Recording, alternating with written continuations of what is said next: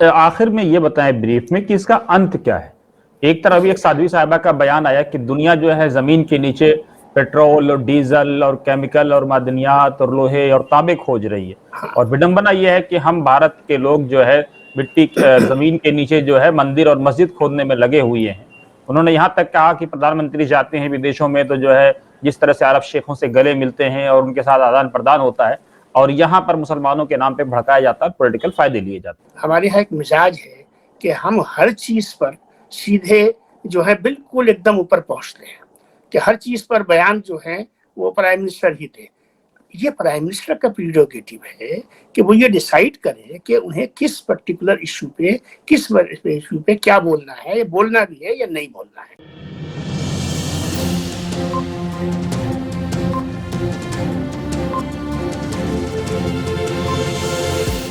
جھوٹ سے دور، خبروں سے بھرپور۔ آپ دیکھ رہے ہیں وطن سماچار، میں ہوں محمد احمد۔ ہمارے ساتھ بات چیت کرنے کے لیے ڈاکٹر خواجہ افتخار صاحب موجود ہیں۔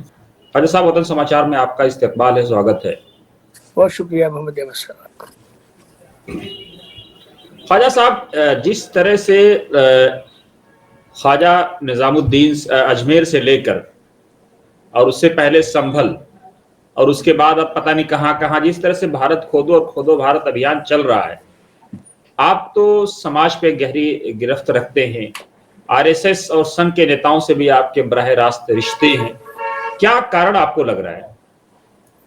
دیکھیے محمد احمد صاحب، سب سے پہلی بات تو یہ ہے کہ یہ نہایت ہی افسوس کا اور تکلیف دہ مقام ہے کہ ہم 2024 میں بھی اس مندر اور مسجد تلاش کرنے میں لگے ہوئے ہیں، اور جگہ جگہ یہ فتنہ جو ہے وہ جگایا جا رہا ہے۔ بدقسمتی ہماری یہ ہے کہ سپریم کورٹ کا جب 2019 میں فیصلہ آیا تھا، اور اس فیصلے میں جو آبزرویشنز بڑے سخت قسم کی آبزرویشنز تھے، places of worship special provisions act 1991 کے حوالے سے، تو یہ لگتا تھا، اور جس طریقے سے ہندوستان کے مسلمان نے یعنی مسجد کے حق میں تمام تر شواہد ہونے کے باوجود ہندوستان کے مسلمان نے جس خوبصورتی سے اور جس صبر و تحمل کا مظاہرہ کر کے اس فیصلے کو قبول کیا،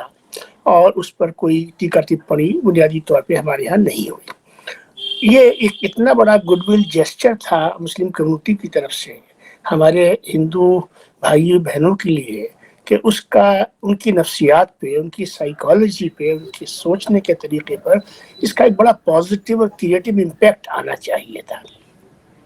جو کچھ وقت کے لیے محسوس بھی ہوا مجھے کہ ہاں ایسا کچھ ہوا ہے اور ہو رہا ہے۔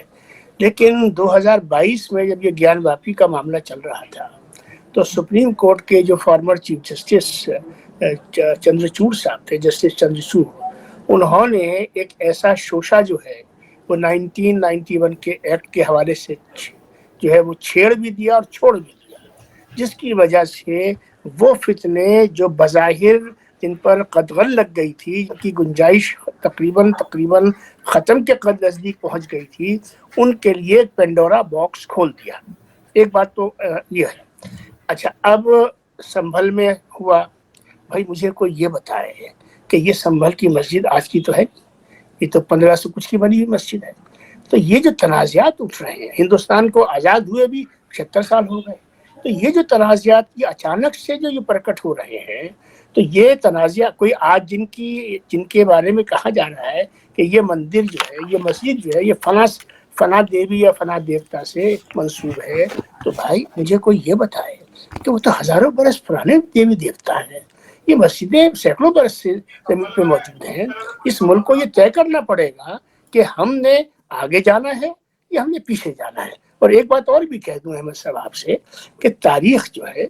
وہ ایک اپنے آپ میں ایک حقیقت ہوتی ہے، وہ خوبصورت بھی ہو سکتی ہے، وہ تلخ بھی ہو سکتی ہے، لیکن تاریخ کے پنے پلٹے نہیں جا سکتے، ان کو الٹایا نہیں جا سکتا، ان کو پڑھا جا سکتا ہے، ان کی انالیسس ہو سکتی ہے، ان کا انٹرپریٹیشن ہو سکتا ہے، ان سے کچھ لیسنز ڈرا کیے جا سکتے ہیں۔ تو یہ صورتحال بڑی تکلیف دہ ہے، اور میں سمجھتا ہوں کہ اس پر جو اتنے بھی ذمہ داران ہیں، ہندوستان میں ہمارے، چاہے وہ ہماری سول سوسائٹی ہے، چاہے ہماری گورنمنٹ آف دا ڈے ہے، چاہے راشٹریہ سویم سیوک سنگھ ہے یا سنگھ سے ریلیٹڈ دوسرے اس کے الائز ہیں یا مسلم آرگنائزیشنز ہیں، کوئی بھی ہے، ہم سب کی کہیں نہ کہیں میں سمجھتا ہوں کہ کانشینس میں یہ بات اب آنی چاہیے کہ انف از انف، اب یہ سلسلہ رکنا چاہیے، اس کو بند ہونا چاہیے۔ راشٹریہ سویم سیوک سنگھ کے نیتاؤں سے، شیرش نیتاؤں سے آپ براہ راست رابطے میں ہیں لمبے سمے سے، جی ہاں، اور بالکل۔ ان کی طرف سے پوری خاموشی چھائی ہوئی ہے، تو اس خاموشی کا کیا مطلب ہے؟ خاموشی کا مطلب رضامندی ہوتا ہے۔ ایسا ہے کہ اگر سوال آر ایس ایس سے متعلق ہے تو ظاہر سی بات ہے اس کا جواب میں نہیں دے سکتا، اس کا جواب آر ایس ایس دے گی، ٹھیک ہے نا، کہ خاموشی کیوں ہے۔ لیکن کیونکہ آپ نے مجھ سے سوال کیا ہے تو میں جو پھر بھی ایک بات آپ کے سامنے رکھتا ہوں۔ پچھلے دنوں ایک بیان آیا تھا راشٹریہ سویم سیوک سنگھ کے سرسنگھ چالک جی کی طرف سے، جس میں انہوں نے یہ کہا تھا، جس وقت گیان واپی مسجد کا معاملہ شباب پر تھا اور ہر طرف سے جو ہے وہ شیو لنگ کی بات ہو رہی تھی اور اس سلسلے کو بڑھانے کی باتیں چل رہی تھیں، تو اس وقت انہوں نے ایک بڑا مضبوط جملہ کہا، اور اس میں ایک تو اشارہ تھا اور دوسرا اس میں مستقبل کے حوالے سے ایک کہیں نہ کہیں ایک قسم کی چیتاونی بھی تھی اور یقین دہانی بھی تھی۔ اشارہ تو یہ تھا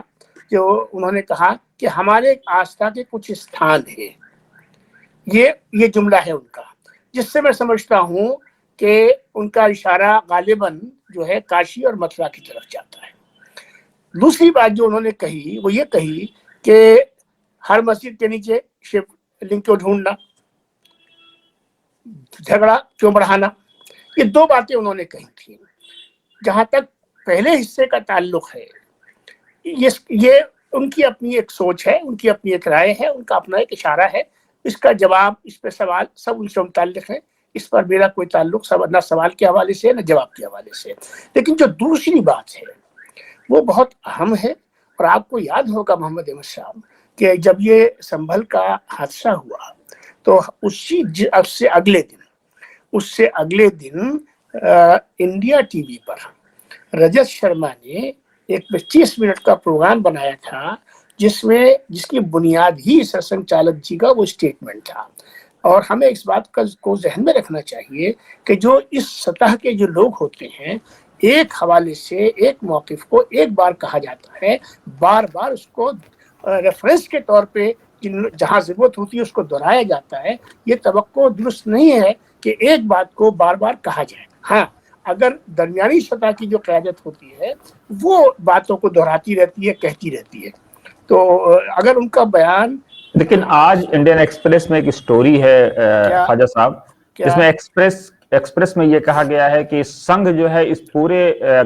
سنبھل سے لے کے اجمیر تک کا یہ جو پورا مدعا ہے، اور اس کے بعد اب نیل کنٹھ کی مندر کی بات ہو رہی ہے، اور شاہی جامع مسجد کا بھی ذکر آ ہی گیا ہے۔ کل کو پتہ نہیں کتنی چیزوں کا ذکر آئے گا کہ سنگھ ویٹ اینڈ واچ کی پالیسی اپنانا چاہ رہا ہے، کچھ کھل کر کے موقف ظاہر نہیں کر رہا ہے۔ دیکھیے پھر وہی احمد صاحب آتی ہے کہ یہ سوال جو ہے یہ اس کا تعلق براہ راست راشٹریہ سویم سیوک سنگھ کی لیڈرشپ سے ریلیٹڈ ہے، ان کی پالیسی سے ریلیٹڈ ہے۔ لیکن آپ سے سوال اس لیے ہے چونکہ آپ ان لوگوں سے ملتے ہیں، براہ راست بات چیت ہوتی ہے، تو کیا اس تعلق سے کبھی بات ہوتی ہے؟ میں یقیناً میرا ان سے رابطہ ہے، میں نے اس چیز کو ہمیشہ کھلا رکھا ہے، میں نے کبھی اس میں کوئی یہ نہیں کہا کہ میرے یقیناً میرے رابطے ہیں اور شیش نیترتو سے میرے رابطے ہیں، برابر بات چیت ہوتی رہتی ہے، بہت سی باتیں جو ہیں وہ کی جاتی رہتی ہیں۔ اب جیسے مثال کے طور پر آج کے حالات ہیں، ان حالات کے حساب سے یہ ایک فطری عمل ہے کہ جن لوگوں کے ساتھ آپ کا اٹھنا ہے، بیٹھنا ہے، ملنا جلنا ہے، بہت سی باتیں وہ مجھ سے کرتے ہیں، بہت سی باتیں میں ان سے کرتا ہوں۔ اس تشویش میں پر بھی گفتگو ہو رہی ہے، اور یہ تشویش جو ہے میں بڑی ذمہ داری سے آپ سے کہتا ہوں کہ جتنی گفتگو میری اس سلسلے میں اب تک ہوئی ہے ذمہ داروں سے، آر ایس ایس کے بھی، مجھے نہیں لگتا کہ یہ جو ہو رہا ہے اس میں ان کی جو ہے وہ سہمتی ہے۔ کہیں نہ کہیں اس کے اندر بھی کچھ لوگ ہیں، ایک ہمارے یہاں ذوق اور شوق پیدا ہو گیا ہے ہر شخص کو میڈیا میں آنے کا، ہر شخص کو تصویریں کھنچوانے کا، ہر شخص کو چیپ پبلسٹی اور پاپولیرٹی حاصل کرنے کا۔ آئے دن چوتھے دن، پانچویں دن، چھٹے دن جو ہے کوئی آدمی کھڑا ہو جاتا ہے اور وہ کوئی ایسی انہونی بات کہتا ہے جس سے کہ جو ٹی آر پی کی ہماری ایک میڈیا کی بزنس بنی ہوئی ہے، اور یہ میڈیا جو ہے بجائے اس کے کہ سروس سیکٹر ہوتا، یہ ایک انڈسٹری میں کنورٹ ہو گیا، اور اس کی اپروچ جو ہے وہ مارکیٹنگ کی طرف چلی گئی، کنزیومرزم کی طرف چلی گئی، تو یہ سب چیزیں ایک ملغوبہ سا بن گیا ہے۔ تو میں یہ سمجھتا ہوں کہ یہ چھٹ بھئیے کھڑے ہو جاتے ہیں،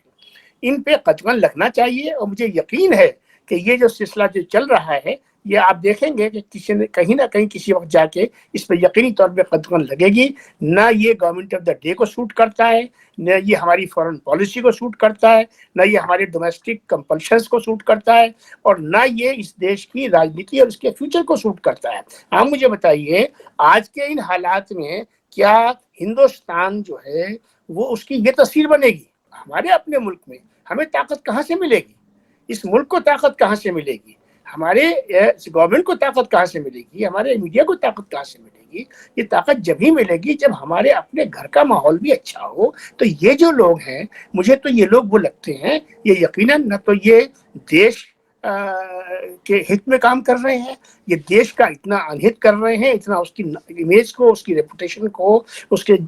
ورلڈ لیول کے گڈ ول کو، اس کو اتنا نقصان پہنچا رہے ہیں کہ میں سمجھتا ہوں کہ اس کی بھرپائی میں ہمیں خاصا وقت لگے گا۔ امید کریے اور امید کرنی چاہیے کہ راشٹریہ سویم سیوک سنگھ ہو یا پردھان منتری مودی جی کی سرکار ہو، یقینی طور پر اس سلسلے کو قطعاً لگے گا، اور ہمیں اچھی توقع رکھنی چاہیے، کیونکہ میرا مزاج یہ ہے، احمد صاحب، میرا مزاج یہ ہے کہ میں توقعات پر کو زیادہ اہمیت دیتا ہوں تنقید کے مقابلے میں۔ جی فرمائیے۔ ایک چیز اور بتائیں، 1991 کا پلیسز آف ورشپ ایکٹ آیا، جی ظاہر سی بات ہے اس وقت کی کانگریس سرکار نے بڑی غلطی کی کہ اس کو شیڈول 9 میں شامل نہیں کیا، آرٹیکل 31B میں۔ جی آج اسی کی وجہ سے جو ہے یہ پورا کا پورا بکھیڑا کھڑا ہوا، اور سپریم کورٹ میں اس کو چیلنج بھی کیا گیا، اور سپریم کورٹ کے ہاں وچارادھین ہے۔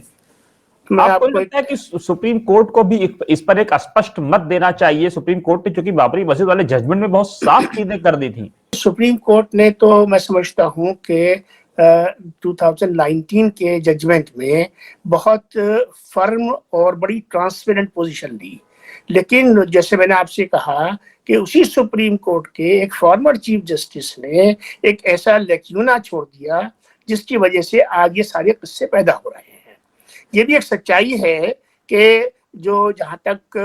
بھاجپا کا تعلق ہے اور یا آر ایس ایس کا تعلق ہے یا ہندو سنگٹھنوں کا تعلق ہے، یہ ایک زمینی سچائی ہے کہ اس ایکٹ کو ان اٹس ایبسولوٹ ٹرمز یہاں ایکسیپٹنس کبھی نہیں ملی، کیونکہ کاشی اور متھرا کا ایشو جو ہے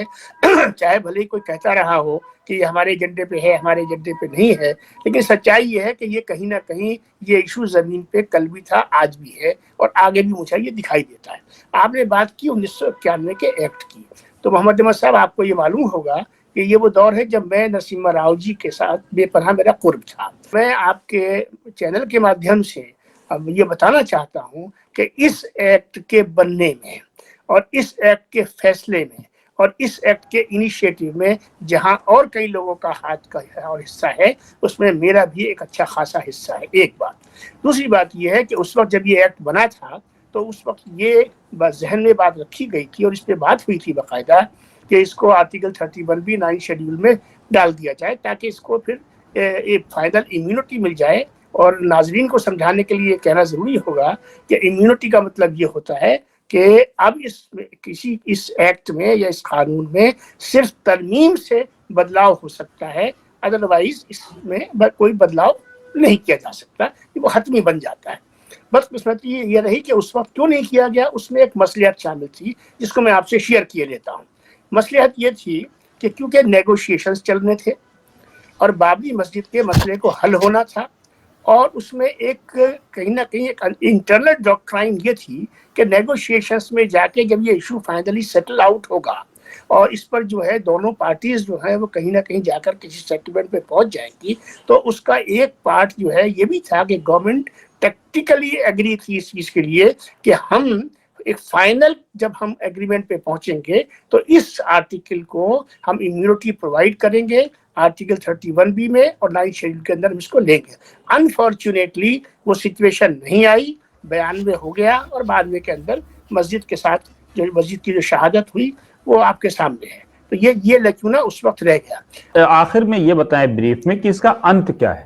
ایک طرف بھی ایک سادھوی صاحبہ کا بیان آیا کہ دنیا جو ہے زمین کے نیچے پیٹرول اور ڈیزل اور کیمیکل اور معدنیات اور لوہے اور تانبے کھوج رہی ہے، اور وڈمبنا یہ ہے کہ ہم بھارت کے لوگ جو ہے مٹی زمین کے نیچے جو ہے مندر اور مسجد کھودنے میں لگے ہوئے ہیں۔ انہوں نے یہاں تک کہا کہ پردھان منتری جاتے ہیں ودیشوں میں تو جو ہے جس طرح سے عرب شیخوں سے گلے ملتے ہیں اور ان کے ساتھ آدان پردان ہوتا ہے، اور یہاں پر مسلمانوں کے نام پہ بھڑکایا جاتا ہے، پولیٹیکل فائدے لیے جاتے ہیں۔ دیکھیے، آخر میں یہی کہا جا سکتا ہے کہ ہر محب وطن ہندوستانی، اور اس ملک میں محب وطن ہندوستانی ہی رہتے ہیں، اکا دکا کو چھوڑ دیجئے جن کی کھوپڑی خراب ہو جاتی ہے اور وہ اس راستے پہ چلے جاتے ہیں۔ سچائی یہ ہے کہ اس ملک کو، یعنی ہمارے وطن عزیز کا جو مستقبل ہے، اس کے اب جو اہداف ہیں یا اس کے جو ٹارگٹس ہیں، اس کے جو آبجیکٹیوز ہیں، وہ اب یہ نہیں ہے، اور یہ نہیں اور یہ نہ ہونے بھی نہیں چاہیے کہ کس مسجد کے پیچھے نیچے مندر ہے۔